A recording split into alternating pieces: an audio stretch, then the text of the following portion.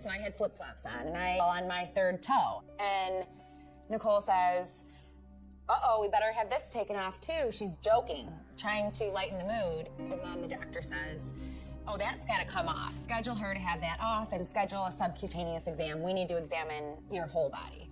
So I'm like, you've gotta be kidding me. I mean, that's a freckle. After about 20 minutes, the wound. I mean, I felt like I was being yanked on the table. That was the moment when I just knew something was off. So he quick stitched me up and he left the room. And we paid the copay and we left and we walked out of the office.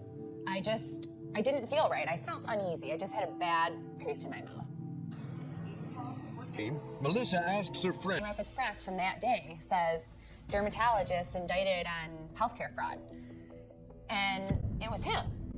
And I thought, my chest, this doctor's on the front page of the Grand Rapids Press for healthcare fraud? For services the doctor did not perform. Dollar volume fraud case we've had, but in my experience, it's probably the most egregious disregard for the safety of patients. As Anderson will later learn, Dr. Stokes is performing unnecessary surgeries. Bob May starts seeing Dr. Stokes for skin cancer in 2001. It started off monthly, then Surprised by how often he's diagnosed with skin cancer, but he has faith in the doctor. His life, it seems, is in Stokes' hands. you just put your trust in them and you don't know what you've got because you're not, at least in my case, I guess I wasn't smart enough to go get another opinion. Each visit, Dr. Stokes cuts out lesions that he says are cancerous. Done. Every one of those spots is something that's been done and then redone to the point that my skin now is to the point that there's just no elastic to it anymore, that I have to constantly use some kind of a medicated cream to keep the skin, because he cut so much of it away. Stokes' patients believe he's performing unnecessary procedures, billing for insurance companies twice for one treatment. It affords him a luxurious life. He lives in a 5-bedroom, 8-bath mansion on the shores of Reed's Lake, one of Grand Rapids' most exclusive neighborhoods. The house has an indoor pool, a solarium with glass imported from England. The first lesion, and then you would be paid a lower amount for removing the second, third, and fourth lesion at that time. Dr. Stokes, on the other hand, strings the patient out over 4 separate visits, maximizing his profit. For the full amount of the surgery, totally disregarding the safety of the patient, the inconvenience to the patient, the risk of infection and everything else to that patient, just for the sake of putting money in his pocket. By 2001, Greg Anderson with Blue Cross Blue Shield of Michigan joins forces with the FBI and the U.S. Attorney's Office. They interview dozens of patients and ultimately get a search warrant to see. Pretty easily established that at least 40% of his practice was fraudulent in nature, and it certainly could have been greater. The investigation shows that Dr. Stokes stole at least $1.9 million from insurance companies, Medicare, and patients. On August 28, 2006, Stokes is arraigned in federal court on 72. He operates on Melissa Wedberg. I just thought, wait a minute, why isn't he in jail pending his trial? Why isn't his medical license on hold pending his trial? I couldn't understand why no one had stopped him earlier. And I asked that question to the prosecutor probably 100 times. But then the FBI makes a discovery that videotape Dr. Stokes made of some of his operations, hoping to exonerate himself. It does just the opposite. Dr. Stokes, it appears, sews up one patient. He then cuts off the unused portion of the thread, the part that is another patient. It just made me sick. Just to think of, oh my goodness, then I flash back and think the times I did have to have a few sutures, because he had done one over my eye and done my ear. I said, my goodness, what have I gotten? Sutures are like the most inexpensive medical equipment you can come by. I mean, what else are you reusing? At the local health department, Director Kathy Rayevsky believes the reuse of sutures and syringes puts patients at risk of life-threatening illnesses, including hepatitis. Please be advised you have a balance due to... At the bottom of the letter, it refers to a collection, Stokes Collection Department. And the address in this attempt to collect fees for botched services, I shall sue both your agency and D.O. Stokes in or out of prison. Many other patients received, including Melissa Webb. You did every kind of harm I can imagine. You harmed me physically, emotionally, mentally, and financially. Needless to say, Larry and Melissa refused to pay the bill. Of the community. It's a law-abiding county. It is into this tradition that in 1960, twin sisters Darlene and Charlene Schuler are born. Like many who came before them. But it's a tradition they will ultimately betray. Their early years are unremarkable. Like many of their peers' contracts, the business essentially treads water. Profitable, but not, used Honda profitable, not new Mercedes profitable. These were very low dollar items. They were hardware items, When a small accounting error changes everything. It looks like the invoice number had been plugged into the block for shipping costs, and that had been paid. A simple mistake by the twins and $5,000 lands right on their doorstep. The sisters pay the money back, but the temptation for these church-going women is too much to resist. You never know what goes through somebody's mind, but for some reason, it seems they can charge almost any price for shipping, and the Department of Defense will pay it. All of the bids were submitted electronically, and that was one of the reasons it was allowed to occur, because there weren't a set of human eyes that were reviewing these bids. And a billing invoice, really for the product itself. What they were doing is submitting bids, and they were inflating the shipping costs for those items. It was a pretty simple scheme. A simple scheme that eventually in the way the Department of Defense conducts business. This kind of thing has been going on for decades.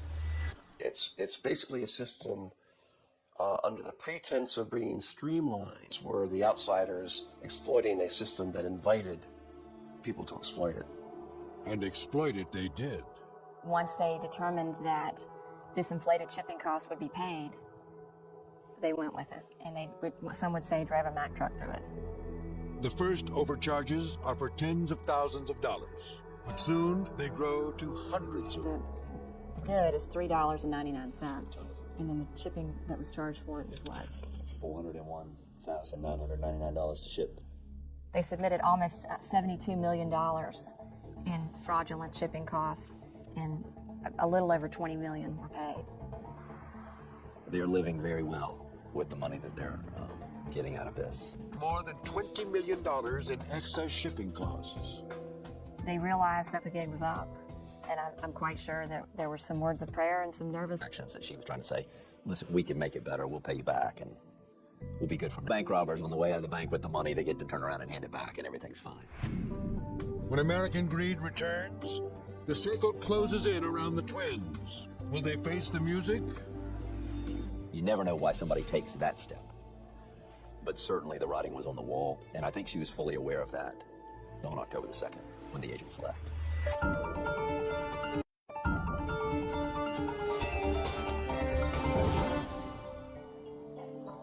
In Lexington, South Carolina, the Department of Defense has uncovered a $20.5 million fraud being perpetrated on the United States government. Twin sisters Charlene Corley and Darlene Wooten have been selling the Department of Defense common low-cost hardware, then collecting millions. Lock washers, bolts, light bulbs. To put it in context, the amount of the fraud was about $20.5 million. The total cost of the goods for that $20.5 million was about $150,000. The twins have paid a fraction of the money back, $4.5 million, but it's not nearly enough. On October 2nd, 2000, Darlene requested that they come back the following day, said she needed to gather some papers, gather her thoughts, and that implied at least that it would be a more productive discussion the next day. But Darlene has no intention of meeting again with investigators. She approached one of the employees, said she wanted to borrow his pistol, his handgun. Pushing a bit harder for a meeting, but Charlene doesn't know where her sister is. And at that point, I think Charlene and other family. Ultimately, Charlene went out to a trailer that was out of the lake. When she arrived, that she was the one who discovered her sister and that her sister killed herself. Despite the tragedy, the feds move to gather as much evidence as they can. They argue that it was Darlene who headed the entire operation, and that Charlene... It was a tad offensive, and this is what the impression that you want to leave people with regarding, you know, her.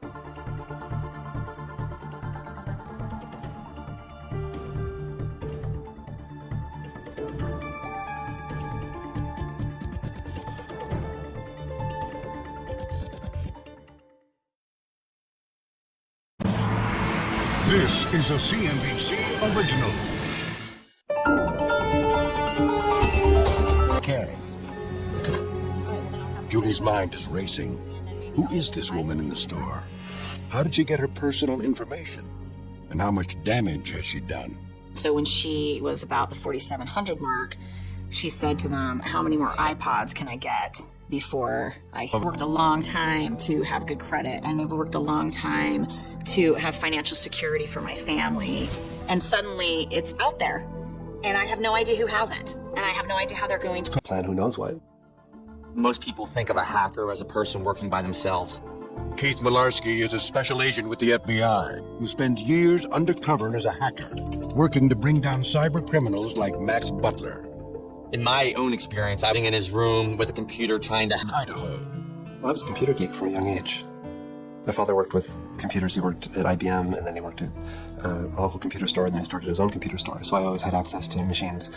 And I started programming when I was 8, and was into video games, and I was quite a geek, really. Butler begins hacking in his teens. By college, he's breaking into the network of Boise State is just for kicks. The administrators there were watching me and watching my activities because I was a very curious person. I would go into the... National so good. I got desperate, and I actually started going and looking for minimum wage work. I went to those places where you show up at, 5, 6 o'clock in the morning, and you do manual labor, move boards around, whatever, and I couldn't get placed there, because there would be a queue, a seniority, and so I would just end up sitting there all morning, and nobody would even hire me there. Former hacker Kevin Polson knows how. As a 25-year-old, Polson was a writer at Wired.com. Polson is writing a book on Butler. He was ready to make some money. He needed the money. Butler soon finds a way to make some cash. Through an old prison buddy, he is introduced to Christopher Aragon, counterfeit credit cards.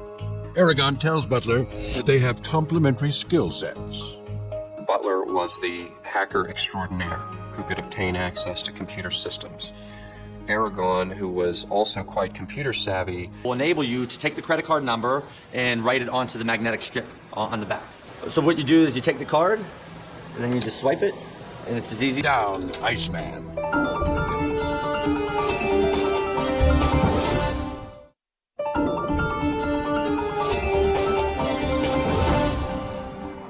In San Francisco in June 2005, computer hacker Max Butler and his partner Chris Aragon are stealing credit card numbers with impunity. And they're leaving a wake of financial disaster. Hacker, he's making over $1,000 a day. That's very, very good when you're eating. More than just an inconvenience, quite an ordeal for a lot of people. In late 2009, someone using stolen identity information opened up several lines of credit at various stores. They almost get away with charging $11,000 in her name. This is not a victimless crime. They may think it is, but I was the victim. Depending on the case, it can take up to stress that's gone into this, and the amount of time it's taken away from my work schedule and from my family has been tremendous. Back in his safe house in San Francisco, Iceman is not thinking of his victims. He's thinking about how he can get even more to start their own Carter's Forum. They call it Carter's Market. The name was actually his idea. He wanted Carter's Market. He felt that sort of business motive was appropriate. Both partners see an upside in the arrangement, an opportunity to greatly expand their market. Max wanted to be able to sell credit card information to more than just Aragon. Aragon wanted to be able to sell count entire... Charges $12 for a Visa Classic, $16.50 for a MasterCard, $36 for American Express. And like any reputable vendor, his inventory runs deep. Dumps or credit cards, you need to have a supply of hundreds of thousands, if not millions of cards. The credit card numbers are coming from other Carter's Forums that Butler has hacked into. Every month, Butler is selling more than 250 dumps, the stolen financial and identity data. His reputation as master hacker is sealed. He definitely became one of the top 5 dumps vendors in Europe. I really think that Iceman was the first real elite hacker to run one of these. Affords. It's not the typical situation. Carter's forums. In a world where everyone hides behind a screen name, no one knows who might be an undercover FBI. Especially after Operation Firewall. Nobody really knows who they can trust, and so a lot of accusations get thrown around. Iceman begins to obsess that an FBI mole might penetrate Carter's market, or even a rival website, and bring their good times to a screeching halt. He decided there were too many competing forums, and it was dividing up the business. Vendors were scattered. The criminal underground would be better off under a single board and under his benign rule. At one point, I thought it would be beneficial to just get all the information in one place. Butler wants to take over and control the Carter's forums, so he can weed out suspicious characters who might be working with law enforcement. He decides to plot a hostile takeover of his 4 main rivals, and the Vouched. If he can take all their units, he and partner Chris Aragon oversee a is described as this hostile takeover has brought a serious backlash. What that did was really upset or ticked off a lot of the other people running the other sites out there.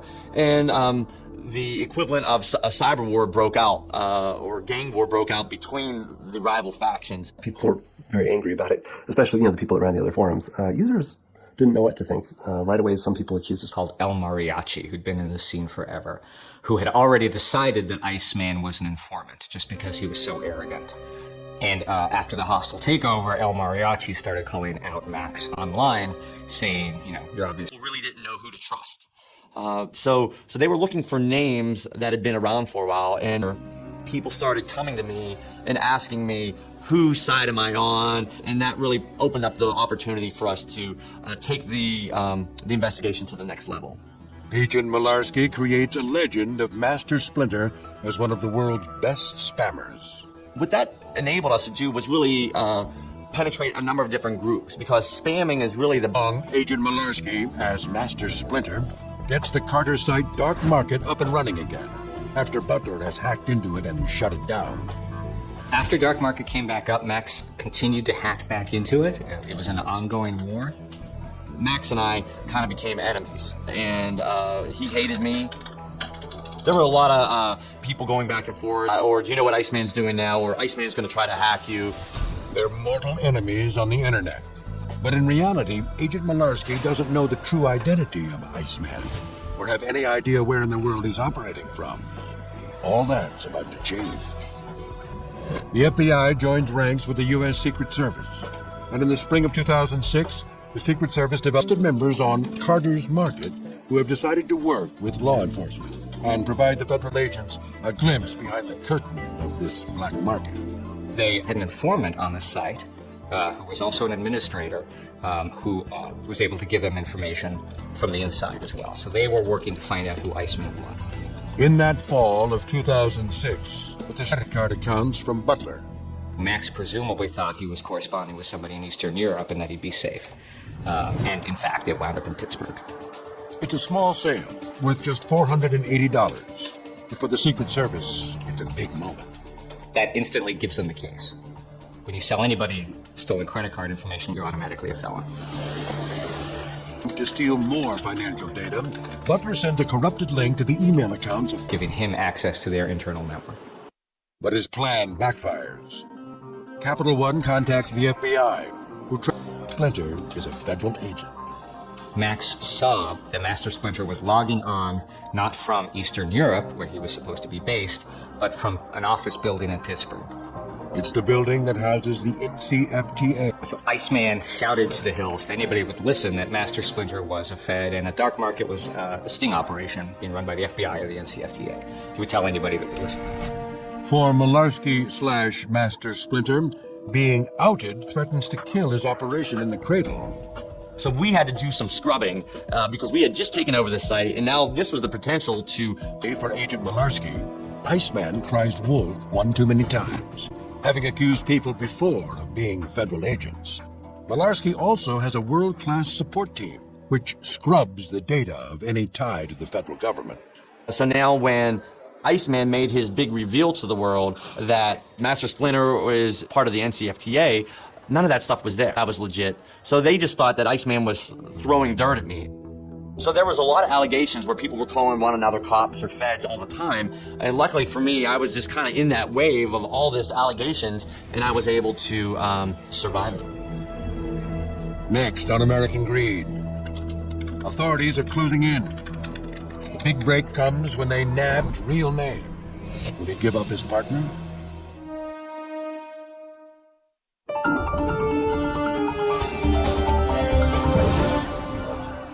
In spring 2007, Max Butler, aka Iceman, is living the hacker's dream, illegally breaking into systems and getting paid good money for it. Ground website called Carter's Market.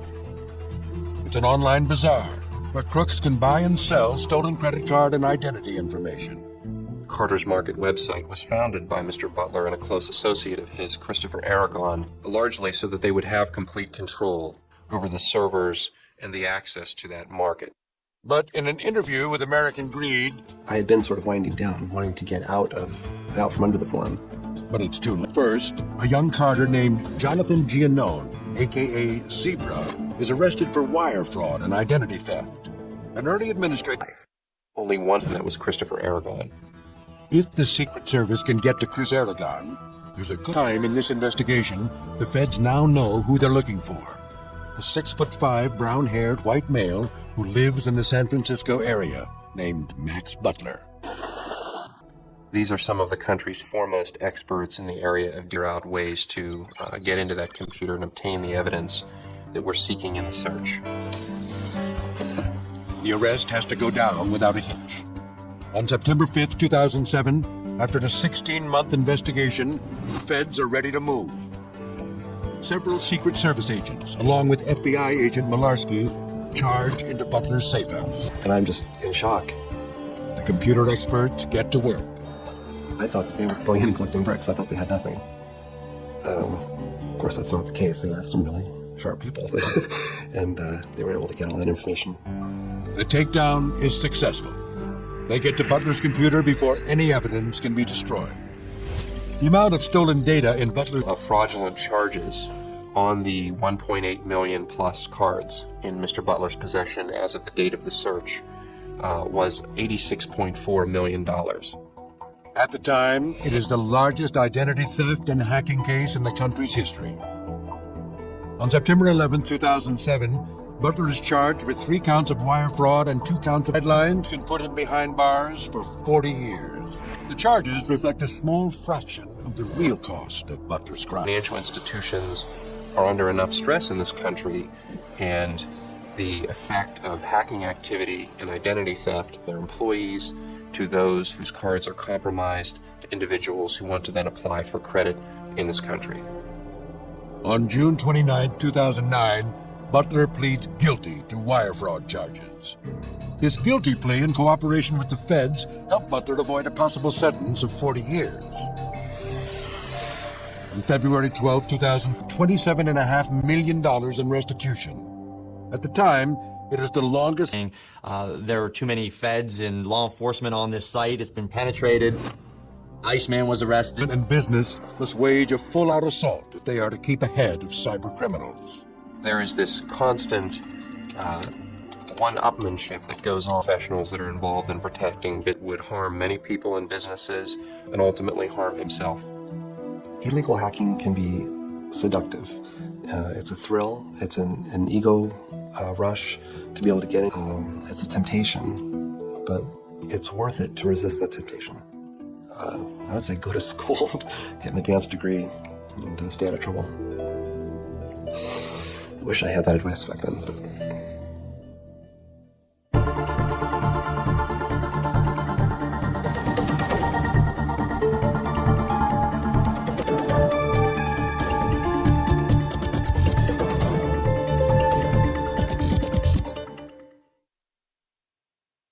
The Architecture of Deception, a novel based on true crimes of ambition and betrayal.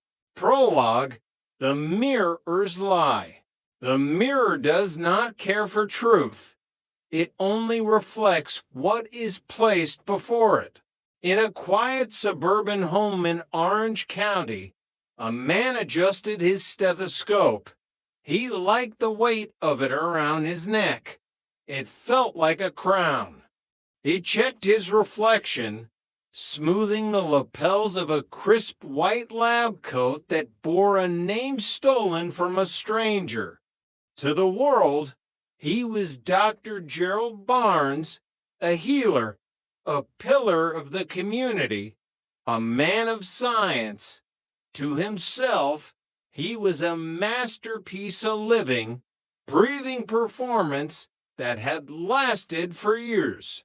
600 miles away, another man sat in a dark BMW, watching a grocery store entrance near the interstate. He wore a fishing hat pulled low and a mustache that didn't belong to his face. He wasn't looking for patience. He was looking for a clock, a teller, and a way out. 2 men, 2 lives built on the foundation of a lie. This is not a human soul that can only be filled by becoming someone else. Part 1, The Phantom Healer. Chapter 1, The Clinic of Shadows. Gerald he's a character. Rick would often say to his wife over dinner, "He's a little guy, funny, always has a story, but the patients love him. He has that bedside manner you can't teach in school." Dr. Gerald Barnes, the director of the facility, was the kind of man who moved with a frantic, nervous energy that people mistook for brilliance. He was engaging. He listened, or at least, he appeared to. He had been there for a few years, rising through the ranks to become the medical director. He saw 30, sometimes 40 patients a day. A marathon of medicine.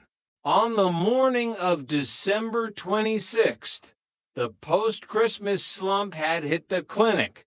The tinsel on the reception desk looked tired. Among the patients that morning was John Mackenzie. John was 29. He should have been in the prime of his life. But as he sat on the crinkly paper of the exam table, he looked like a man fading out of existence. His skin was sallow, clinging to his cheekbones. His eyes were sunken, dark circles carved beneath them like bruises. I'm so thirsty, Doc," John whispered, his voice cracking. "I drink a gallon of water and my mouth still feels like it's full of cotton. I'm dizzy. I can't keep my balance." The man in the white coat, the man the world called Dr. Barnes, nodded thoughtfully. He didn't reach for a glucometer. He didn't ask about John's family history of endocrine disorders. Instead, he scribbled on a prescription pad with a flourish. "Vertigo," the man said, his voice rhythmic and soothing. "A simple inner ear imbalance, John, likely brought on by the stress of the holidays. Take these anti-vertigo pills. Get some rest. We'll run some routine blood work just to be sure. But don't worry, you're in good hands." John Mackenzie left the clinic clutching a piece of paper that was effectively a death warrant. He walked out into the California sun, his head spinning, believing he was fine because a man with a degree on the wall told him so. Chapter 2, The 1200. The lab results came back the next day. The clinic was quiet. The doctor had taken the day off, perhaps to enjoy the fruits of his labor. Rick D'Alessandro was filing charts when the courier dropped the lab packet on his desk. He opened John Mackenzie's file casually, expecting the mundane numbers of a healthy young man. He stopped breathing. The number on the page didn't make sense. In the column for blood glucose, where a normal reading should have been between 80 and 100, there was a number that looked like a typo. 1,200. My God, Rick whispered. A blood sugar of 1,200 wasn't just high. It was a catastrophic emergency.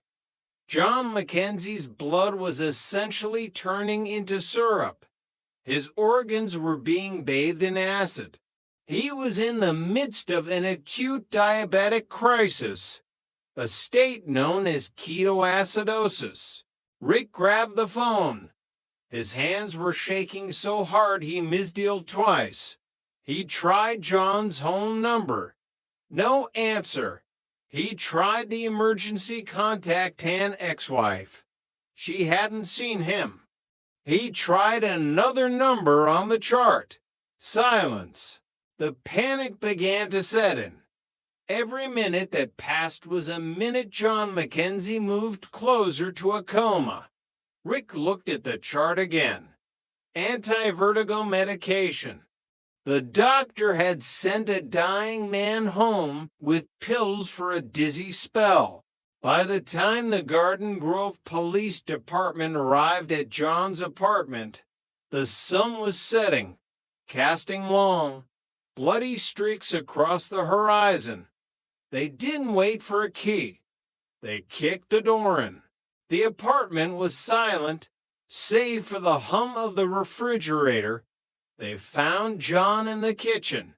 He was sprawled on the linoleum, his eyes open but unseeing. In his hand, he still clutched the prescription for the dizziness drug, the last thing he had touched before the darkness took him. He hadn't died of vertigo. He had died of a lack of insulin, a victim of a medical oversight so profound it bordered on the impossible. Chapter 3, The Facts from Sacramento. Grief is a heavy thing, but for Rick D'Alessandro, it was sharpened by a growing, jagged suspicion. He couldn't sleep. He kept seeing John's sallow face. How could a doctor miss this? A medical student in their first week would have recognized the signs of diabetes.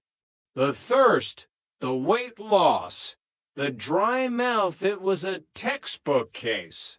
Rick began to look at his boss differently.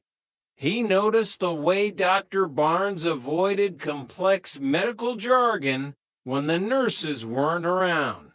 He noticed the way he seemed more interested in the theater of being a doctor than the actual science of it. 3 weeks after the funeral, Rick sat in the clinic office after hours. The silence was heavy. He picked up the phone and called the medical board in Sacramento. I need to verify the credentials of a Dr. Gerald Barnes, Rick said, his voice low. I'd like a copy of his identification and license faxed down to the clinic. We're updating our records. Of course, the clerk said. An hour later, the fax machine began to groan. Rick stood over it, watching the image emerge inch by inch from the thermal paper. First, the top of a head, then a face. Rick felt a chill that had nothing to do with the air conditioning. The man in the photograph was tall, with a strong jaw and a shock of silver hair. He looked nothing like the likable little guy who was currently running the clinic. The address on the license was in Stockton, 400 miles to the north. Rick stared at the two realities. The real Dr. Gerald Barnes was an orthopedic surgeon in Northern California.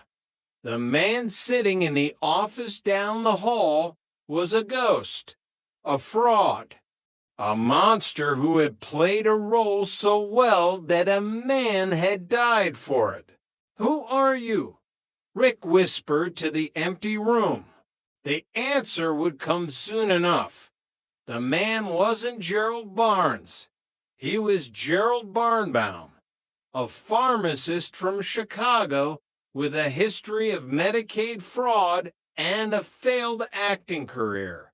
He had simply looked up a name in a medical directory, requested a duplicate license by claiming he was opening a new clinic, and the system built on trust had handed him the keys to the kingdom. Chapter 4, The Wedding Vows of a Ghost.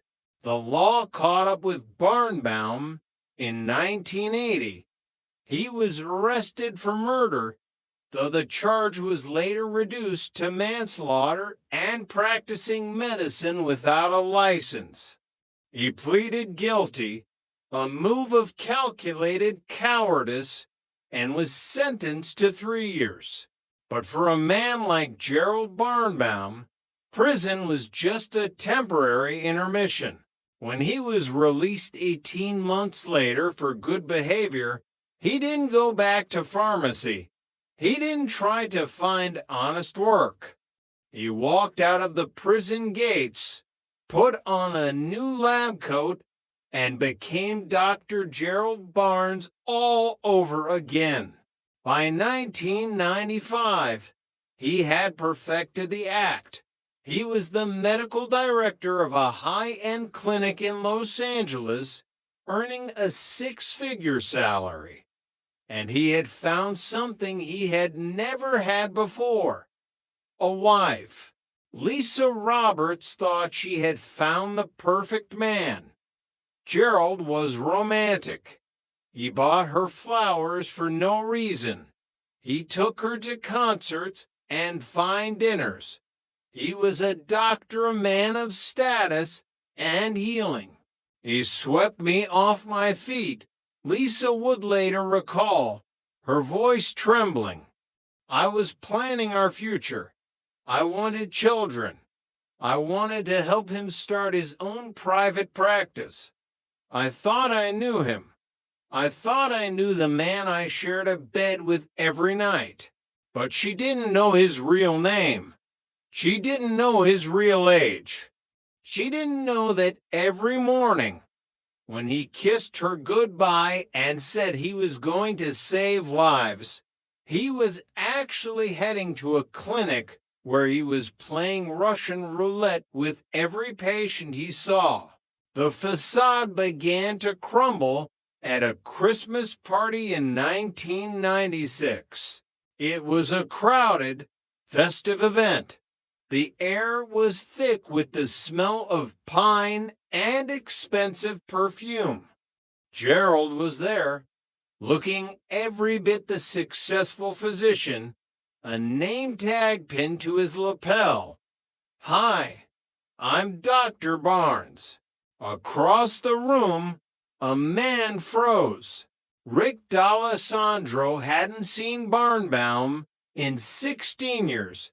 But you don't forget the face of the man who killed a patient under your watch. Rick walked through the crowd, his heart drumming a war beat in his chest. He stopped in front of the doctor. "Gerald," Rick said. Barnbaum looked up. For a split second, the mask slipped. The charm vanished, replaced by the raw, naked terror of a cornered animal. But then the actor returned. He smiled, a thin, oily thing. "Rick, how are you, old friend?" "I'm not doing well, Gerald," Rick said, his voice loud enough to draw eyes. because you're doing the exact same thing you did in the 70s. You're a fraud. You're not a doctor. Barnbaum didn't argue. He didn't protest his innocence. He looked at Rick, then at his supervisors who were standing nearby, and said, "This is all just a big mistake. I can go home and get all the papers to prove it. I'll be right back." He walked out of the party. He walked out of the clinic. He walked out on his wife. He disappeared into the night, leaving behind a trail of shattered trust and a woman who realized she had married a man who didn't exist. Chapter 5. The FBI's Patient. The FBI took the case. Special Agent Murray Konjovsky was assigned to track down the man who had been a ghost for 2 decades. As she dug into the files, she found something that turned her stomach. Barnbaum hadn't just been seeing random civilians. He had been working for a clinic that held the contract for FBI employment physicals. Over 100 federal agents, the very people trained to spot deception, had stripped down, sat on a table, and let a convicted felon and medical imposter check their vitals. The irony was staggering. Konjovsky said he was hiding in plain sight, treating the people who were supposed to be hunting him. When they finally caught him, Barnbaum was 62. He looked weak. He claimed he had diabetes and prostate cancer, the same diseases he had failed to treat in others. In court, he wept, not for his victims, but for himself. He cried that he wouldn't see his grandchildren. The judge was unimpressed. "I am convinced," the judge said, his voice echoing in the silent courtroom, "that if I were to set you free today, there is a 100% chance you would put on that white coat and do this again. You are not a doctor. You are a predator." He was sentenced to 12.5 years. But even then, the story wasn't over. In 2000, while being transferred between prisons, the system failed one last time. Because he was classified as a low-security inmate, the Bureau of Prisons gave Gerald Barnbaum a bus ticket and told him to report to a facility in Illinois. He never showed up. A month later, U.S. Marshals tracked him to a clinic in North Hollywood. They walked inside and saw a man in a white coat, a stethoscope draped around his neck, holding a chart. Gerald Barnbaum. The marshal called out. The man turned.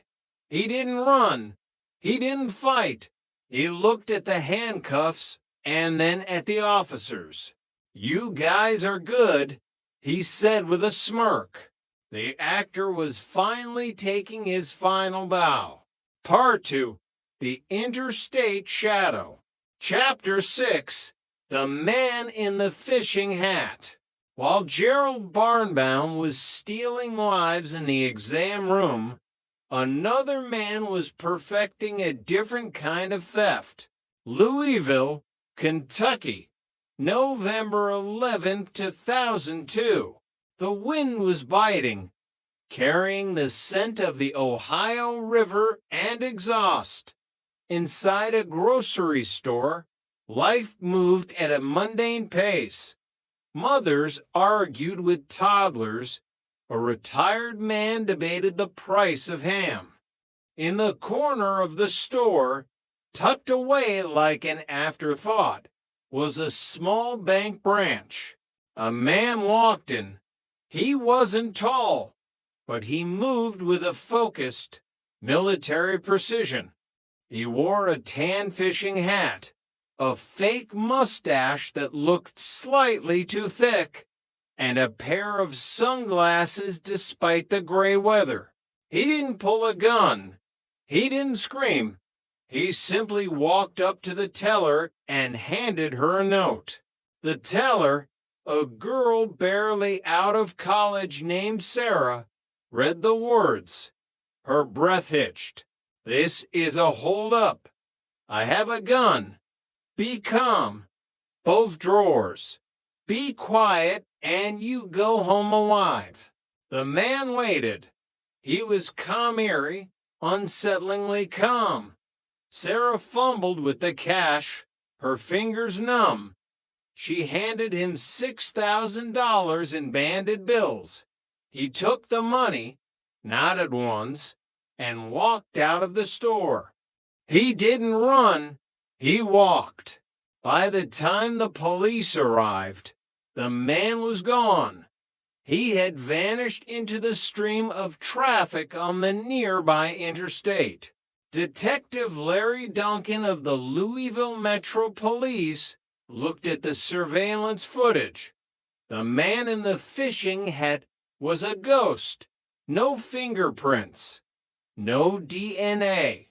Just a grainy image of a man who knew exactly what he was doing.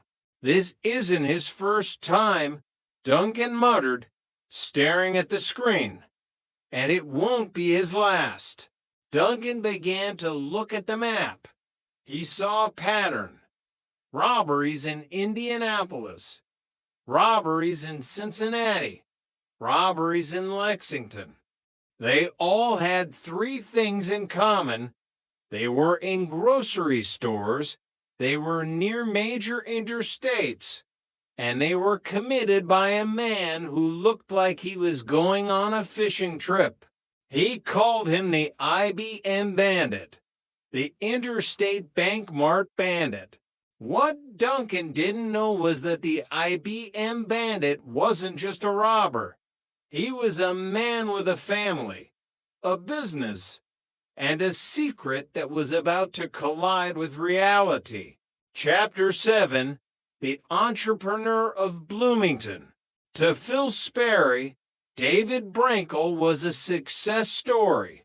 David had arrived in Bloomington, Indiana, in 1999, looking every bit the high-powered executive. He was impeccably dressed bespoke suits, silk ties, shoes polished to a mirror shine. He had a way of speaking that made you feel like you were the only person in the room. He was cool, Phil remembered. Smooth. He rented an office in our building for his company, ACR, Architecture and Construction. He said he was a developer. David had a wife and a young son, Michael. He was a family man. He joined the local clubs. He ran up an $8,000 tab at a high-end clothing store because, as he put it, a man in my position has to look the part. But the checks began to bounce. The architecture and construction projects never seemed to break ground. When Phil and his wife Bonnie finally cut him off, David didn't apologize. He simply packed his bags and moved to the next town, Vincennes, Indiana. There, he found Alan and Becky Logan. The Logans were good people, hardworking, trusting. They owned a pet store and had a dream of building a family entertainment complex called Logan's Great Escape. David Brankel walked into their lives like a gift from God. He had the brochures, Alan said, shaking his head. He had the contracts, the timetables, the marketing materials for Vanguard Capital Marketing Group. He looked so legitimate. David took a $3,500 retainer. then $500 a month. He would bring his young son, Michael, to the meetings. The boy would hold the bills in his hand and give them to Alan. It was a master class in manipulation. Who could suspect a man who brought his son to work? But while David was collecting checks from the Logans on Mondays and Tuesdays, he was living a very different life on the weekends. He had a girlfriend in Bloomington named Donna. Donna worked as a waitress at a topless bar. She was the one who saw the real David. One night, they were watching a movie about a bank robber. David turned to her, his eyes dark and intense. "What would you think of me," he asked, "if I told you this is what I do for a living?" Donna didn't recoil. She didn't call the police. She looked at the man she loved and said, "I would still love you." And just like that, the businessman found his getaway driver. Chapter 8, Operation Intercept. By June 2003, the IBM bandit had hit 29 banks. Detective Larry Duncan was obsessed. He sat in his office in Louisville, surrounded by maps and interstate charts. He realized he was playing a game of chess with a man who used the highway system like a nervous system. He's using the interstates to stay in his safe zone, Duncan told the task force. He hits a bank in Louisville, then he's back in Indiana before we even have the sirens on. He's listening to us. They caught a break in Lexington. A surveillance camera outside a major grocery store captured a grainy image of a getaway car. A black, late 90s model BMW. Duncan formulated a plan. He called it Operation Intercept. He selected 5 banks in Louisville that fit the bandits' pattern. He placed undercover detectives inside as tellers. He had a fleet of 1,200 officers on standby. On September 6, 2003, the trap was baited. At 10:45 a.m., the call came over the radio. A U.S. bank inside a grocery store had just been hit. Operation Intercept. A sergeant shouted over the airwaves. Police cars flooded the interstates. They began pulling over every black BMW they saw. They were looking for the man in the fishing hat. But David Brankel was already gone. He hadn't taken the interstate. He had anticipated the trap. He took the back roads, the winding country lanes where the police weren't looking.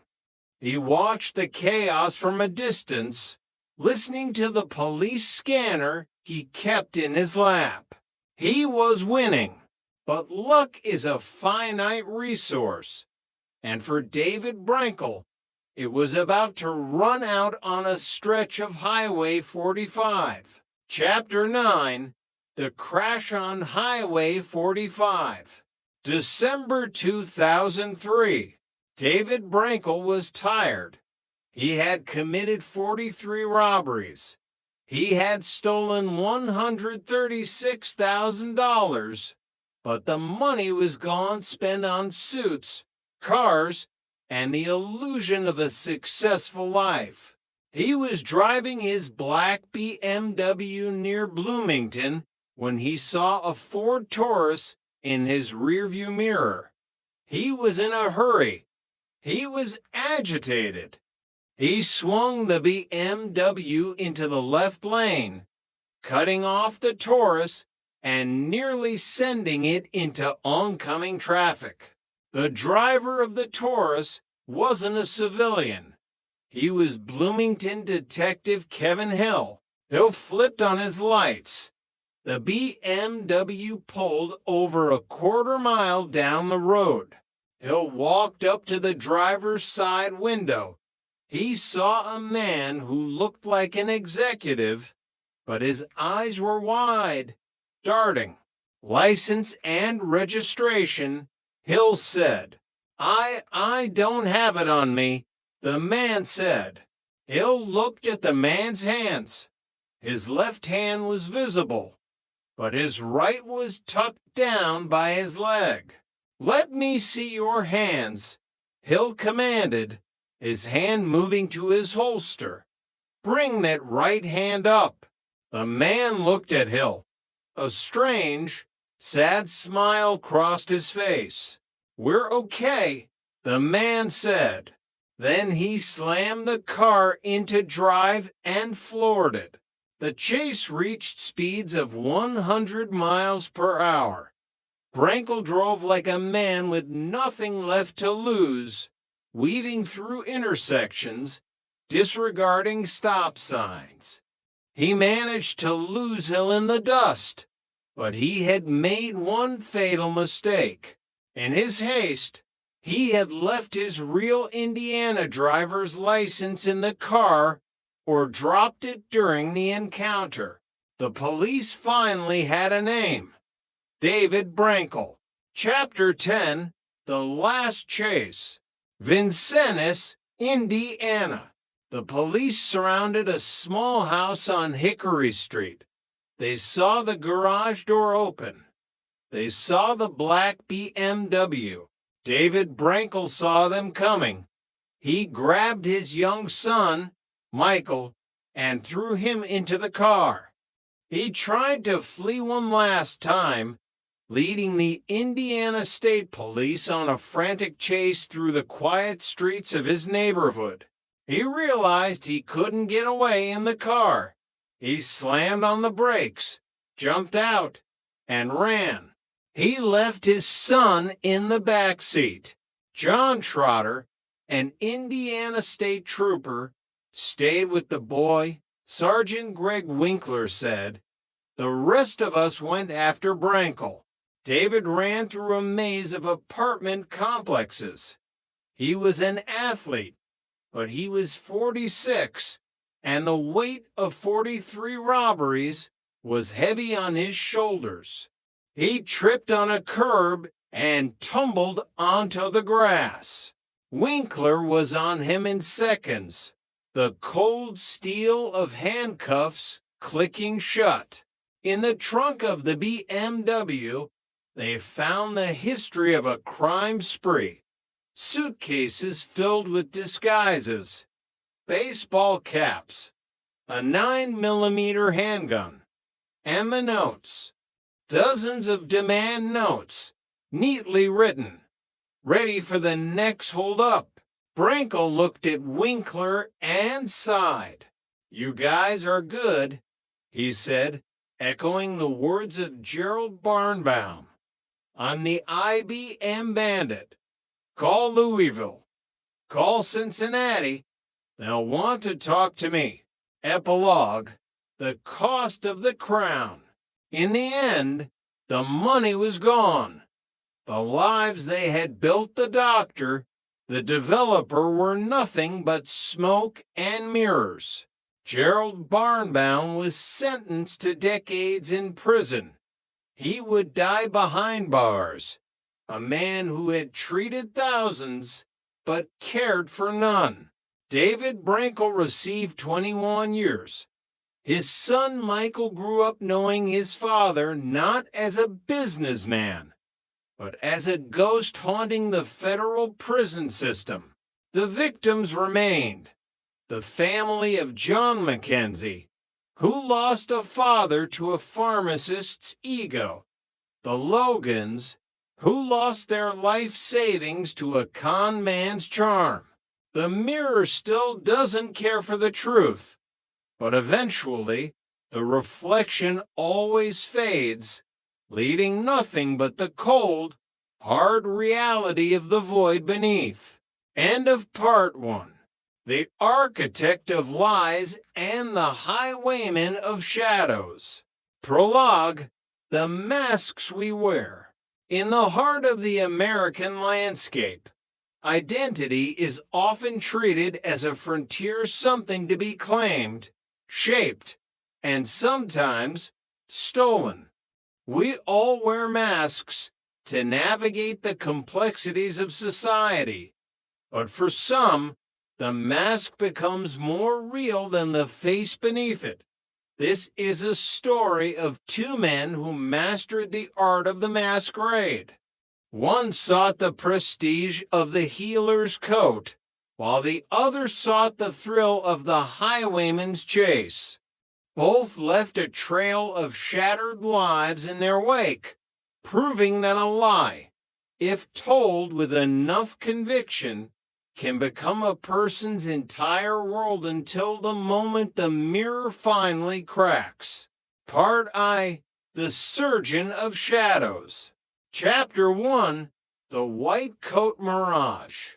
The morning of December 26, 1979, in Orange County, California, carried a deceptive stillness.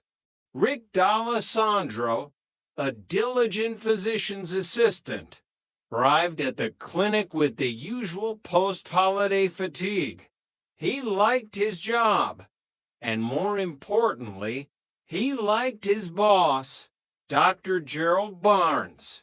Barnes was the kind of man who commanded a room not through height, but through a certain charismatic frequency.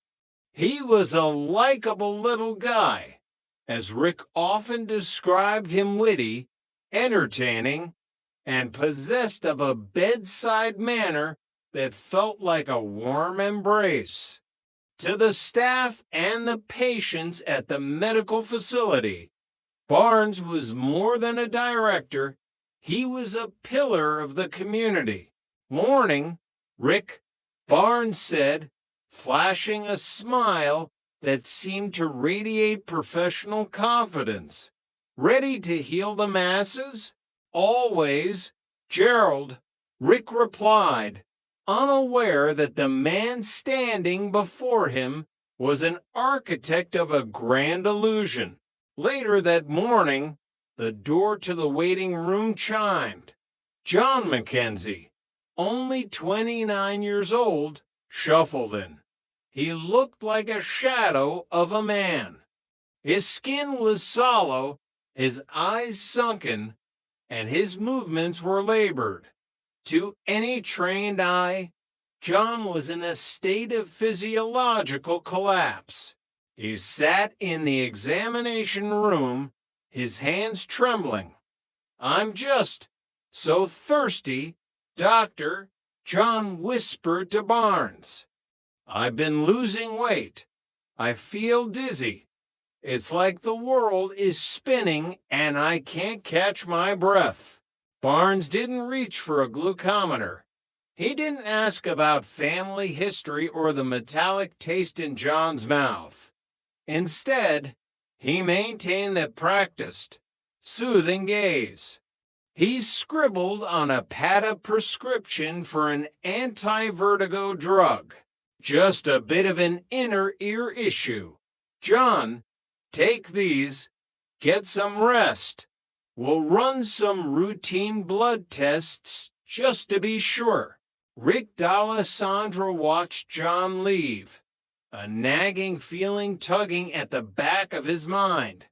The patient didn't just look dizzy, he looked dying. But he trusted the man in the white coat. In the world of medicine, the hierarchy was absolute, and Dr. Gerald Barnes was at the top. Chapter 2, The Blood Does Not Lie. The following day, the lab results for John Mackenzie arrived. Rick pulled the chart, expecting to see minor abnormalities. Instead, the numbers screamed off the page. 1200, Rick whispered, his breath hitching. Normal blood sugar ranges between 80 and 100. John Mackenzie's blood was thick with sugar. A 1,200 reading meant he was in a state of acute diabetic ketoacidosis. His body was literally turning into acid. Rick spun around, looking for Barnes, but the doctor had the day off. He was likely enjoying a round of golf or a quiet lunch, miles away from the crisis he had ignored. "I have to find him," Rick told the nurse, his hands shaking as he reached for the telephone. He called every number in Mackenzie's file: the ex-wife, the emergency contacts. Silence met him at every turn. No one had seen John since he left the clinic the day before. Panic began to settle in Rick's chest, a cold, heavy weight. He knew the clinical progression of untreated diabetes at that level. Every minute was a step closer to a coma. Every hour was a step toward the grave. Finally, at his wit's end, Rick called the Garden Grove Police Department. "I need a welfare check. Now. It's a medical emergency." The officers didn't wait for a key. They kicked the door in. The air inside the small apartment was stale. They found John Mackenzie in the kitchen, sprawled on the linoleum floor. In his cold, stiff hand, he gripped the prescription Barnes had given him, the anti-vertigo medication that was as useless as a glass of water against a forest fire. John Mackenzie was dead at 29. The senselessness of it sparked a fire in Rick D'Alessandro that no light could extinguish. Chapter 3: The Stockton Shadow. The grief of the Mackenzie family was a quiet, devastating storm. John's 4-year-old daughter, Jill, was too young to understand that her father wasn't coming back because a man in a white coat had failed him. But Rick couldn't let it go. How could he miss it? Rick asked himself repeatedly. It's a textbook diagnosis. A first-year student would have known. Suspicion turned into an investigation. Rick called the medical board in Sacramento. He requested a fax identification, a photograph, anything to confirm the credentials of the man he worked for. The machine whirred, spinning out a grainy black and white image. Rick leaned in, expecting to see the charismatic face of his boss. He saw a stranger. The real Dr. Gerald Barnes was an orthopedic surgeon living in Stockton, 400 miles away. The man in Orange County was an imposter. "Who are you?" Rick whispered to the empty office. The truth was far stranger than fiction. The man was actually Gerald Barnbaum, a former pharmacist from Chicago. Years earlier, Barnbaum had been caught in a Medicaid scam. His license had been revoked, his reputation ruined. But Barnbaum wasn't a man who accepted defeat. He was a performer. He had been a theater student in college, a man who loved the spotlight. He had realized that if you can play a king on stage, you can play a doctor in a clinic. He had simply called the medical board, pretended to be the real Dr. Barnes, and asked for a duplicate license, claiming he was opening a new practice. And they had sent it. No verification, no background check, just a piece of paper that turned a pharmacist into a physician. On August 8, 1980, The curtain fell on Barnbaum's first act. He was arrested for murder later reduced to manslaughter and practicing medicine without a license. Chapter 4: The Relentless Ghost. The real Dr. Gerald Barnes, the orthopedic surgeon from Stockton, sat in his living room when his wife broke the news. "Gerald, you've been arrested," she said, her voice trembling. "What? I'm right here," he replied, confused. The identity theft had been so thorough that the real Dr. Barnes found himself haunted by a ghost. Every time Barnbaum committed a crime, the real Barnes felt the sting. It was a violation of the soul. Barnbaum served 18 months of a 3-year sentence. To the world, he was a reformed criminal.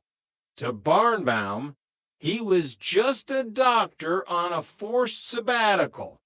The day he walked out of prison, he didn't look for an honest job. He looked for a new lab coat. By 1996, Barnbaum had perfected the role. He was now the medical director of a high-end Los Angeles clinic, earning a 6-figure salary. He had a beautiful wife, Lisa Roberts, who believed she had married the perfect man. He was romantic. Lisa would later recall, her eyes filled with the memory of a man who didn't exist. Flowers, dinners, concerts. He swept me off my feet. But the past is a persistent stalker. At an industry Christmas party, the worlds collided. Rick D'Alessandro, now older and wiser, was attending the same event. He saw a man with a name tag that read, "Hi, I'm Dr. Barnes." Rick froze. He recognized the eyes. He recognized the smile. It was the man who had let John Mackenzie die. "Hi, Rick. How are you doing?" Barnbaum said, as cool as a surgeon under pressure. "Well, Gerald, I'm not doing too well," Rick replied, his voice low and dangerous. "Because you're doing the same thing you did back in the 70s. Barnbaum didn't blink. "This is all just a big mistake. I can go home and get all the information to clear this up." He walked out of the party and vanished. Chapter 5: The FBI's Doctor. The subsequent investigation revealed the sheer audacity of Barnbaum's deception. He hadn't just fooled clinics, he had fooled the government. FBI agent Marie Konjovsky discovered that her own colleagues, hundreds of federal agents, had been patients of Dr. Barnes. The FBI had contracted his clinic for pre-employment physicals. The very men and women trained to catch frauds had been stripped and examined by one.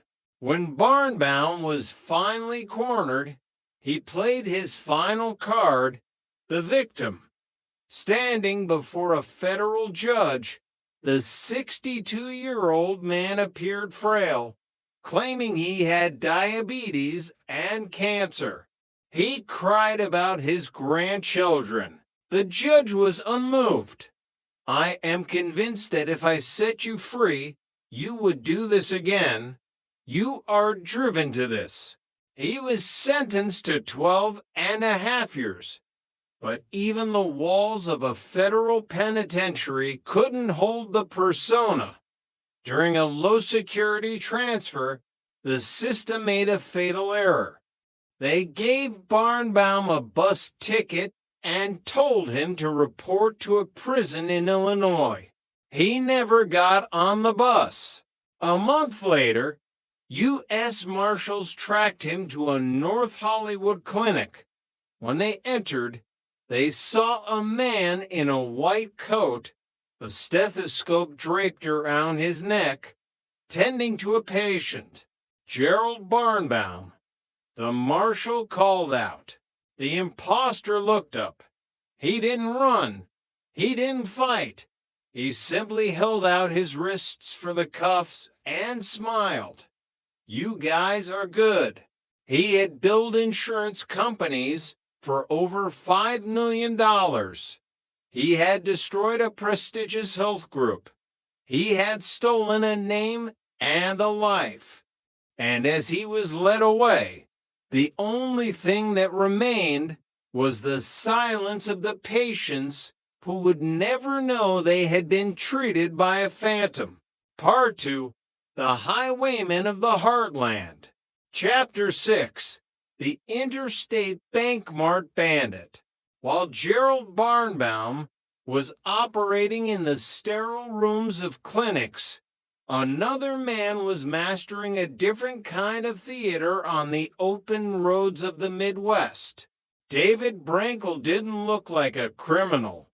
He was impeccably dressed, smooth-talking, and possessed of a dapper sensibility that made people want to trust him.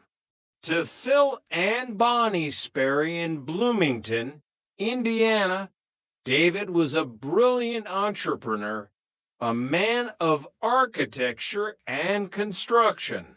He rented an office in their building for his company, ACR. I thought the was for architecture and the C was for construction, Phil Sperry would later say with a bitter laugh. Now I know the R was for robbery. Brankel was a man who lived on the edge of his own ambition. He convinced the Sperrys to invest in an interior design firm called Trade Secrets. He ran up thousands of dollars in tabs at local clothing stores, building a wardrobe that screamed success. But behind the designer suits was a man whose finances were a crumbling ruin. When the walls started closing in Bloomington, Brankel didn't stay to face the music. He took his wife and young son and moved to Vincennes, Indiana. He was a man in constant motion, fleeing the reality of his own failures. In Vincennes, he met Alan and Becky Logan, owners of a pet store.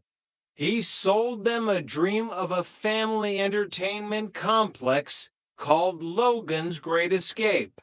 He was their gift from God, a consultant from a prestigious Chicago firm. He took their money thousands in retainers and monthly fees. He even brought his young son, Michael, to the meetings. The boy would hold the bills in his hand, a prop in his father's long con. But the money from the Logans wasn't enough to fuel the life Brankel craved. He needed something more. He needed the thrill. Chapter 7, The Ritual of the Note. David Brankel led to lives. From Sunday to Wednesday, he was the family man in Vincennes. But from Thursday to Saturday, he traveled back toward Bloomington to see a girlfriend named Donna Hewins. Donna was a waitress at a topless bar, a woman looking for excitement. David gave it to her. One night, while watching a movie about bank robbers, David leaned over and whispered, "What would you think if I told you this is what I do for a living? I would still love you." She replied. And so, Bonnie and Clyde were reborn in the heart of the heartland. Brankel's method was surgical. He targeted Bankmart's small bank branches located inside grocery stores. They were easy to scout, had quick exits, and were usually near major interstates. He would enter wearing a fishing hat and a simple mustache. He didn't wave a gun, he used a note. This is a hold-up. I have a gun. Be calm. Both drawers. Be quiet. Go home alive. He was the Interstate Bank Mart Bandit, or IBM. He was a ghost that haunted Kentucky, Indiana, and Ohio. He would hit a bank, vanish onto the interstate, and be back in his safe zone before the police had even finished interviewing the tellers. Chapter 8, Operation Intercept. Detective Larry Duncan of the Louisville Metro Police was a man obsessed. He had been chasing the IBM bandit for months. He saw the pattern. He saw the relationship between the interstates and the grocery stores. I think the guy I'm looking for is doing the exact same thing I'm doing, Duncan told his team. He's on his computer, looking at maps, planning his next move. We're in a chess match across 3 states. Duncan formed the IBM task force. They knew the bandit used a black BMW, a late 90s model. They knew he had a female accomplice. In June 2003, a surveillance camera in Lexington captured the car. It was the break they needed. Duncan launched Operation Intercept. He put undercover detectives in 5 different banks that fit the bandit's profile. He had 1,200 officers on alert. He was going to shut down the interstates the moment the bandit struck. On September 6, 2003, the trap was baited. Brankel walked into a U.S. bank in Louisville. It was his 35th robbery. The call went out. Operation Intercept. The radio crackled with tension, but the excitement of the officers worked against them. The sergeant shouted the command over the airwaves. In his getaway car, David Brankel was listening to a police scanner. He heard his own code name. He heard the trap closing. They're coming, he told Donna. Brankel didn't get on the interstate. He took the back roads, weaving through neighborhoods, staying off the main arteries where the police were waiting like wolves. He slipped through the noose. Larry Duncan sat in his office, head in his hands. He's gone, he whispered. We missed him. Chapter 9, The 100-mile-an-hour Mistake. Success breeds arrogance, and arrogance leads to mistakes. By December 2003, Brankel had robbed 43 banks. He felt invincible. On a cold December day, Brankel was driving his black BMW on Highway 45 near Bloomington. He was in a hurry, perhaps already planning his 44th hit. He cut off a Ford Taurus, nearly sending it into oncoming traffic. The driver of that Taurus was Detective Kevin Hill. Hill flipped on his lights. Brankel pulled over, his heart hammering against his ribs. He wasn't a bank robber in this moment. He was just a reckless driver. But when Hill ran the plates, they came back stolen. Let me see your hands, Hill shouted, his hand on his holster. Brankel showed his left hand. His right hand stayed tucked by his leg. Bring that hand up. We're okay, Brankel said, his voice eerily calm. He slammed the car into drive and floored it. The pursuit reached speeds of over 100 miles per hour. Brankel drove like a man possessed, disregarding stop signs, weaving through traffic, leaving the detective's Taurus in a cloud of dust.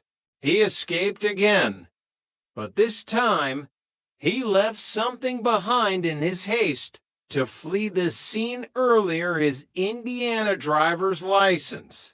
The ghost finally had a name, David Brankel. Chapter 10, The Fall in Vincennes. The end came in Vincennes, the town where he played the role of the God-given consultant. A state trooper spotted the BMW in a driveway at 1919 Hickory Street. Brankel saw the police and bolted. He led them on a foot chase through a maze of apartment complexes. He was 46 years old, his lungs burning, the weight of 43 robberies finally catching up to him. He tripped on a curb and tumbled into the grass. As Sergeant Greg Winkler handcuffed him, a small knife fell from Brankel's pocket. It just fell out. Brankel stammered, "I wasn't going to use it." In the trunk of the BMW, police found the inventory of a life built on crime. Suitcases filled with disguises, baseball caps, 9mm ammunition, and notes on banks across 6 states. Brankel sat in the interrogation room with Larry Duncan, Joe Schley, and the rest of the task force. He didn't lawyer up. He didn't deny it. When Larry Duncan walked in, Brankel stood up and tried to hug him. "You guys are good," he said, mirroring the words of the imposter doctor. For 6 hours, Brankel talked. He talked about his mother, who told him he couldn't even mow a lawn right. He talked about his need to be the most successful bank robber of all time.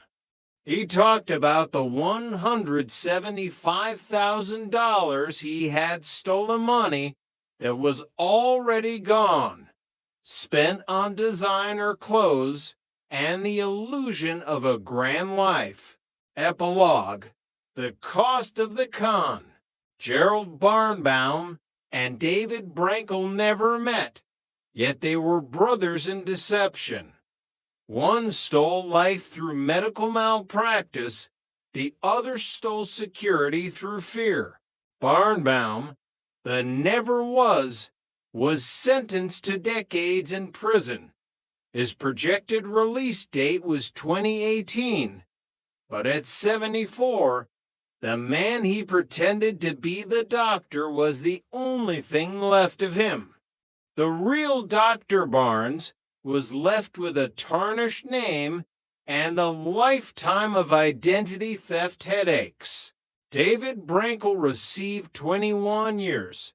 His accomplice, Donna, received house arrest. The victims, the Logans, the Sperrys, the bank tellers who woke up screaming in the middle of the night, received nothing but the cold comfort of justice. In the end, these were men who could have been anything. They were intelligent, charismatic, and driven, but they chose the shortcut. They chose the mask. And as the cell doors locked, the masks finally fell away, leaving behind nothing but the hollow echo of a lie that lasted too long. The American dream is about becoming who you want to be.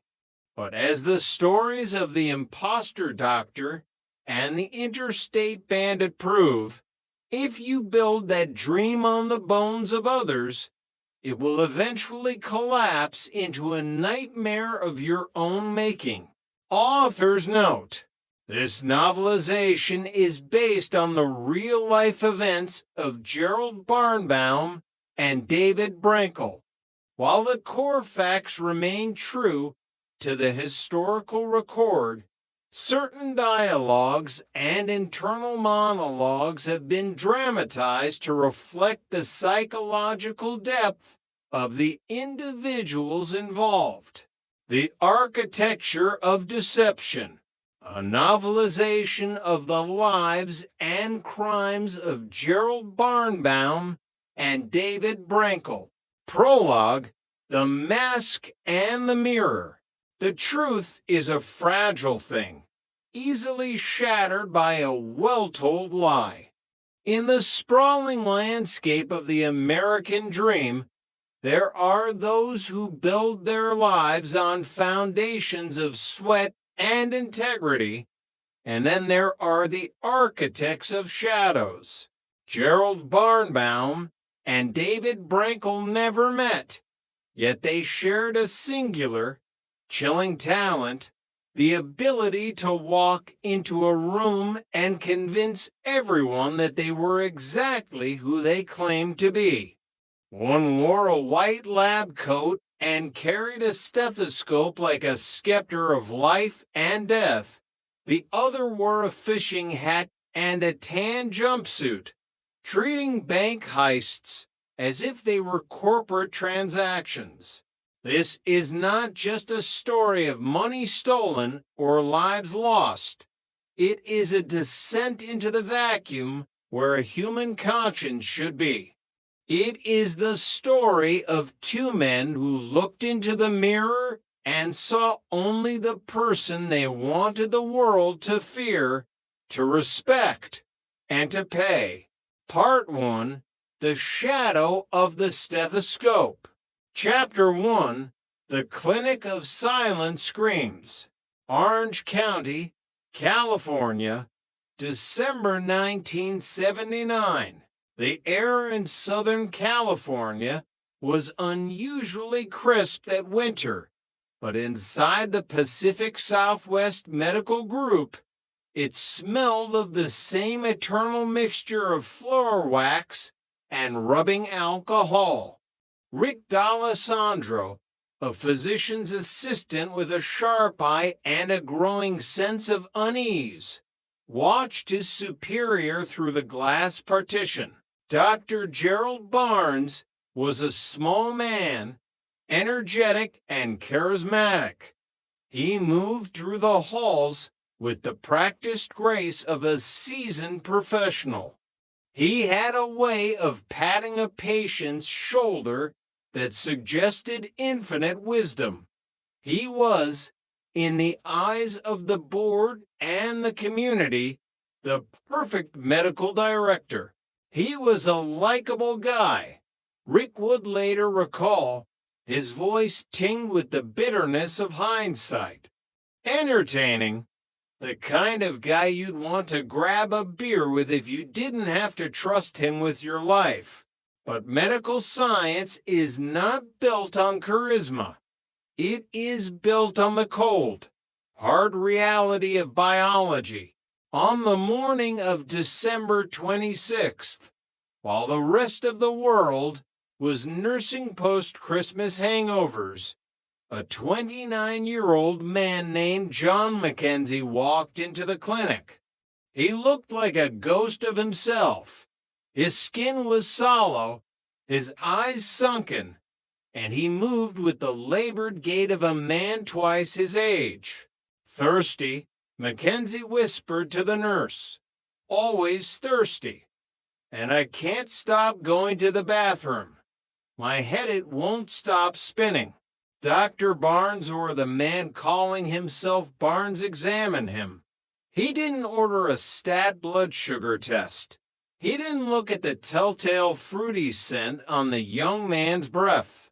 Instead, he scribbled a prescription for an anti-vertigo medication, a shrug in the form of ink on paper. "Take these. John, you've just got a touch of the flu and some inner ear trouble. Go home. Get some rest." Rick watched Mackenzie leave, clutching the slip of paper. He felt a nagging itch at the back of his mind. Something about the doctor's nonchalance felt wrong. It wasn't the intuition of a colleague. It was the instinct of a man watching a slow-motion car crash. Chapter 2. The blood does not lie. The following day, the lab results arrived. Rick was the first to see the chart. He felt the blood drain from his face as he stared at the numbers. 1200, Rick whispered to the empty room. Normal blood sugar ranges from 80 to 100. John Mackenzie's blood was thick with sugar, a syrup of death circulating through his veins. He wasn't suffering from vertigo. He was in the middle of a catastrophic diabetic crisis. "Where's Barnes?" Rick demanded, rushing to the front desk. "He's off today." "Rick, it's his day at the golf course or whatever he does," the receptionist replied, not looking up from her paperwork. Rick didn't wait. He grabbed the phone and began dialing Mackenzie's emergency contacts. He called his home, his ex-wife, his parents. Nothing but the hollow ring of an unanswered line. The silence on the other end felt heavy, like the air before a storm. Finally, unable to shake the dread, Rick called the Garden Grove police. "Perform a welfare check," he pleaded. "Tell them it's a medical emergency. Tell them to break the door down if they have to." The report that came back an hour later would haunt Rick for decades. The officers found John Mackenzie in his kitchen.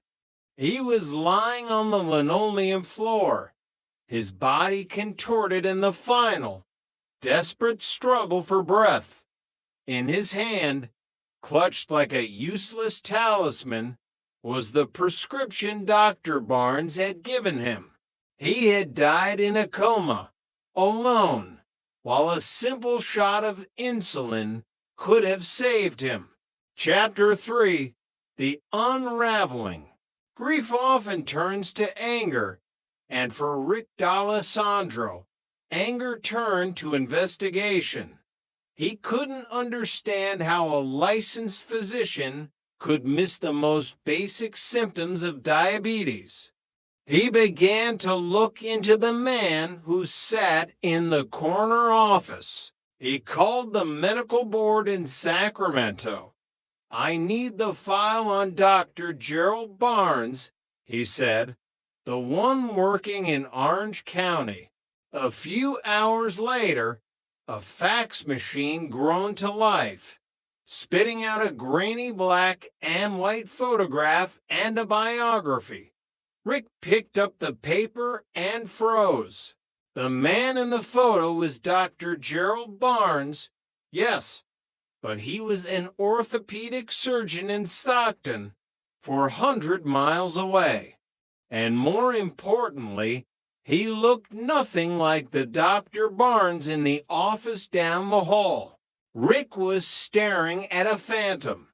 The police investigation, led by Deputy D.A. James and Wright, soon revealed the chilling truth.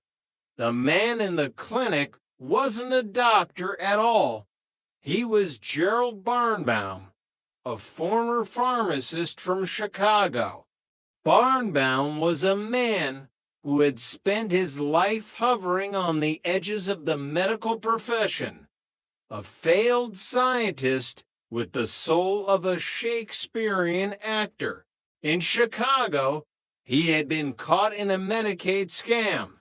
His license had been stripped, but Barnbaum didn't want to be a pharmacist. He wanted to be the star. He had moved to California, found the name of a real doctor in a directory, and simply stepped into his skin. He had called the medical board, claimed he had lost his original license, and asked for a duplicate because he knew the real Barnes's social security number and credentials, they sent it to him. No photo ID required. No fingerprinting. Just a letter in the mail that granted him the power to play God. Chapter 4: The Revolving Door. In 1981, Barnbaum pleaded guilty to manslaughter and practicing medicine without a license.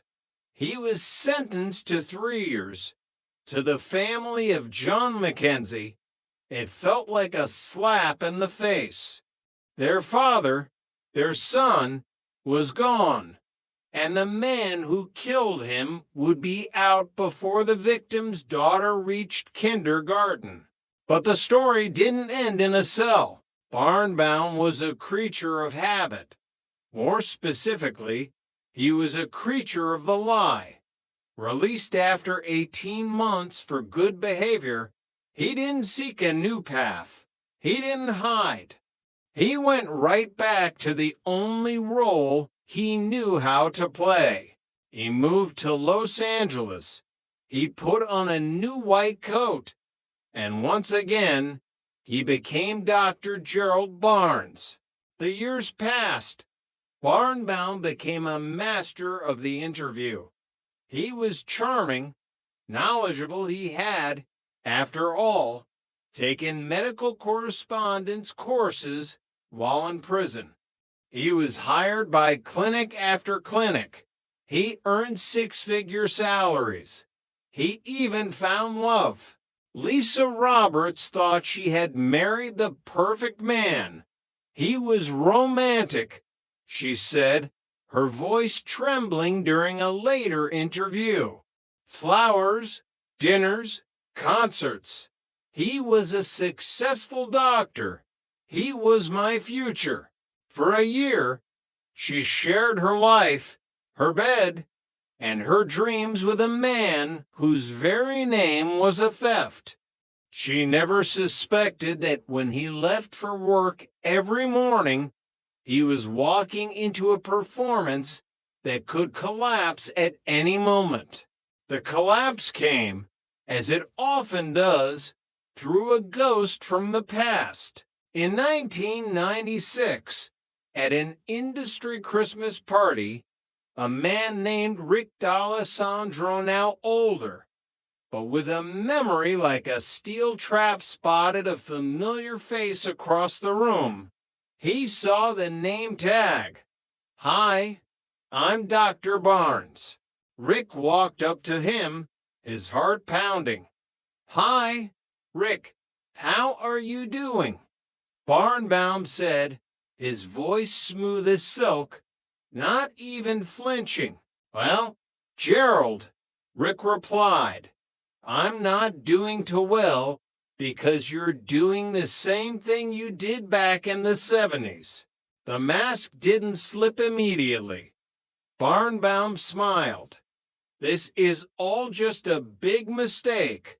Rick, I'll go home and get the paperwork to clear this up." He walked out of the party. He never went home. He disappeared into the Los Angeles night. Chapter 5: The Final Verdict. The FBI investigation that followed was a source of deep embarrassment for the Bureau. It turned out that Dr. Barnes had been performing physicals for FBI agents. Over 100 agents had stripped down and trusted their health to a convicted felon and a medical fraud. When they finally caught him, the real Dr. Gerald Barnes, the surgeon from Stockton, flew down to see the man who had haunted his life for 20 years. "I was in shock," the real Dr. Barnes said. "Then I got mad. The more I thought about how he used my name to hurt people, the madder I got." In court, Barnbaum tried one last performance. He wept. He claimed he was sick. He spoke of his grandchildren. The judge was not moved. "I am convinced," the judge said, leaning over the bench, that if I set you free, there is a 100% chance you would do this again. You are driven to this. Barnbaum was sentenced to 12.5 years. Even then, he managed one more escape, failing to report to a low-security facility by hopping off a bus with a ticket he had been given. He was found a month later in a North Hollywood clinic, wearing a white coat and a stethoscope. "You guys are good," he said to the marshals as they clicked the cuffs. He was 74 years old. A lifetime of medicine, and not a single heartbeat if it was real. Part 2, The Interstate Ghost. Chapter 6, The Man in the Boonie Hat. While Gerald Barnbaum was stealing lives in a clinic, another man was stealing futures in the aisles of grocery stores. David Brankel didn't look like a criminal. He looked like an entrepreneur. He was impeccably dressed, spoke with the confidence of a man who owned the room, and possessed a smile that suggested he was letting you in on a secret that would make you rich. In Bloomington, Indiana, Phil Sperry and his wife Bonnie thought they had found the star. Brankel rented an office in their building for his company, a CR Architecture, Construction, and well, the R remained a mystery for a while. He was cool, Phil remembered. Smooth.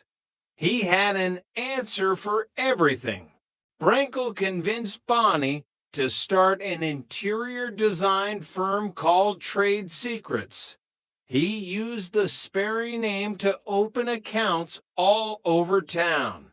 At Sullivan's clothing store, he ran up a bill of $8,000 for designer suits. He was a dapper dresser, after all. And like all great con men, he only paid the first bill to build the trust. When the second bill came due, he was gone. But Brankel had a hunger that simple retail fraud couldn't satisfy. He needed a rush. He needed a way to fund a life that was spiraling out of control. On November 11, 2002, in Louisville, Kentucky, a man walked into a bank located inside a Winn-Dixie grocery store. He wore a fishing hat-a-boonie hat and a mustache that looked just a little too perfect to be real. He handed the teller a note. "This is a hold-up. I have a gun. Be calm. Both drawers.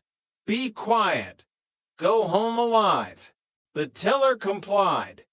The man walked out calmly, blended into the shoppers, and vanished. It was clean. No fingerprints. No shouting. Just a business transaction conducted at the end of a threat. Chapter 7, Operation Intercept. Detective Larry Duncan of the Louisville Metro Police had been chasing bank robbers for 11 years, but he had never seen anyone quite like the Interstate Bank Mart bandit, IBM.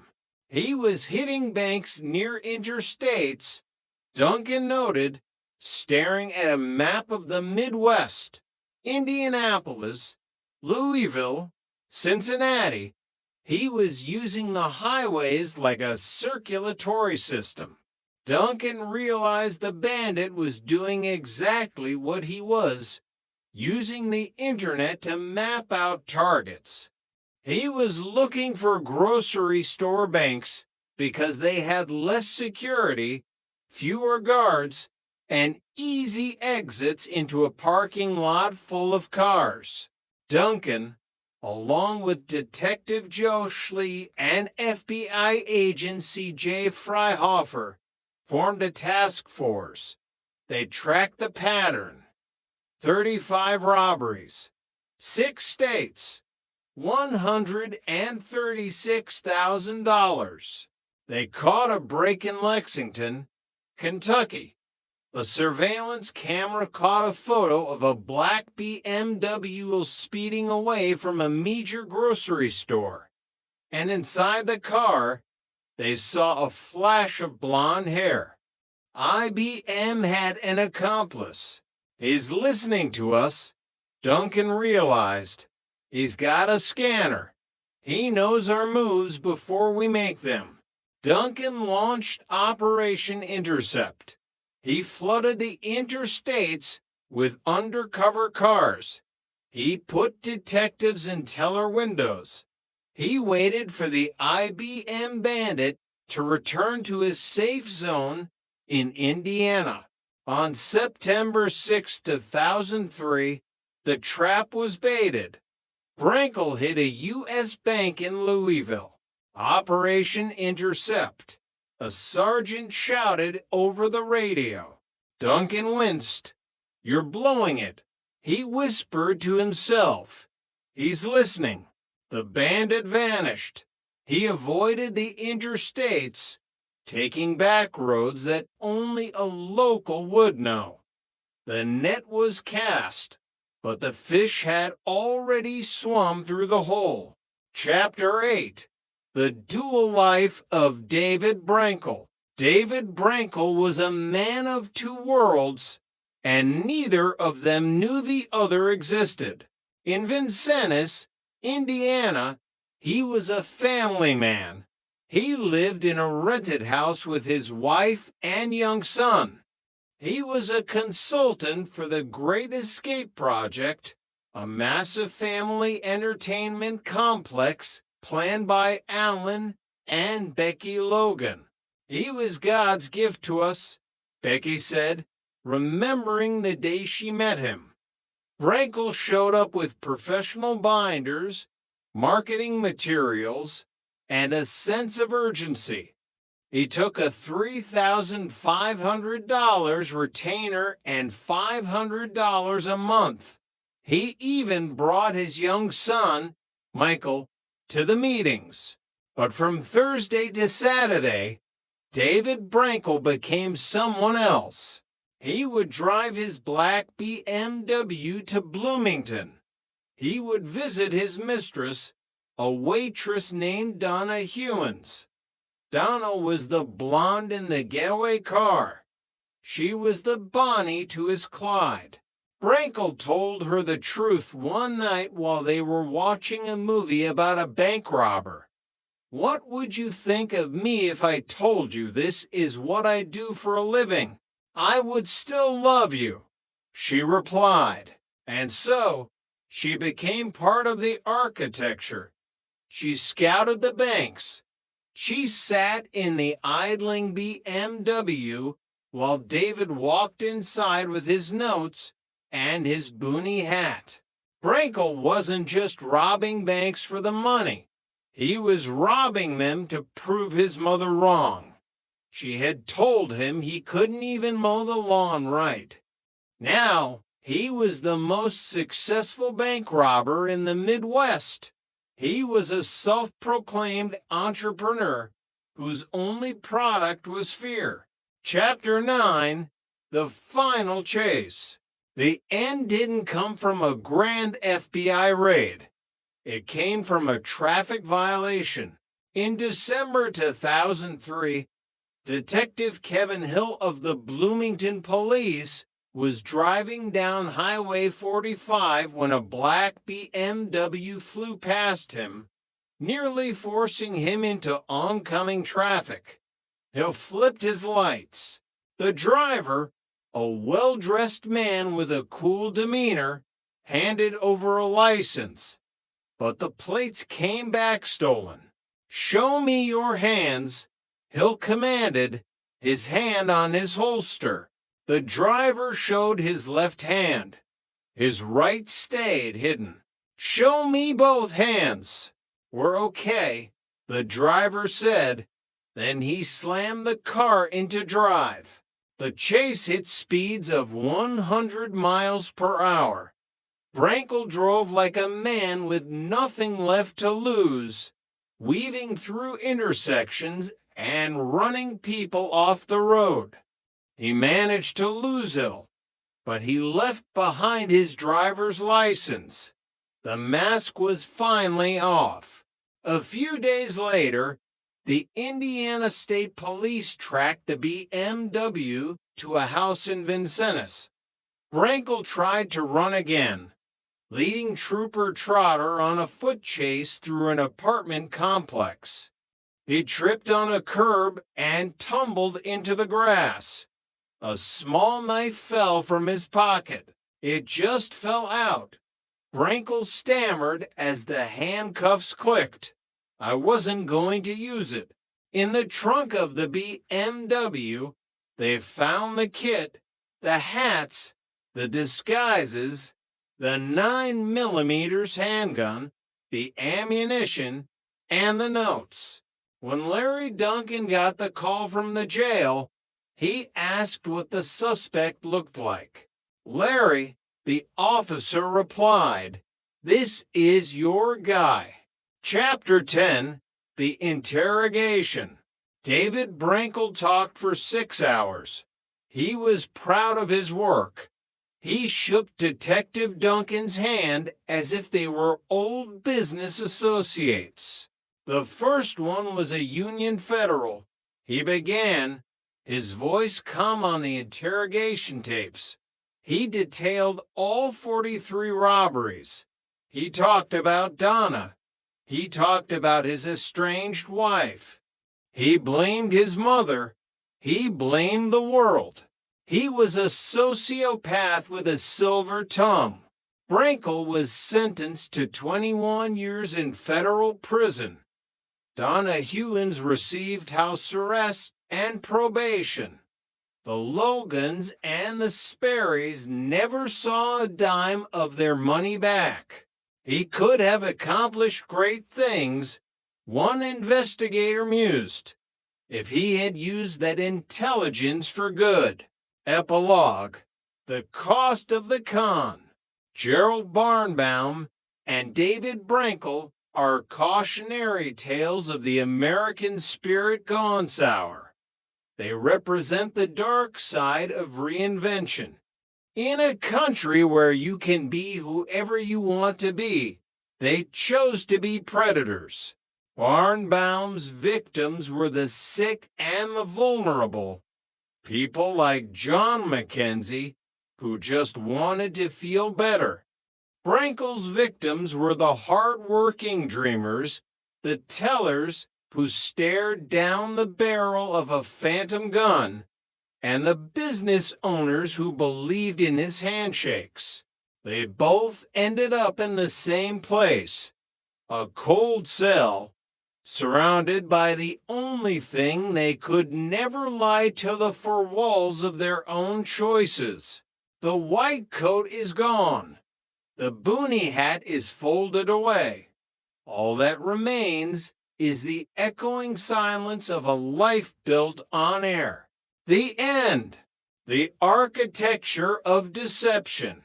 A novelization of the lives and crimes of Gerald Barnbaum and David Brankel.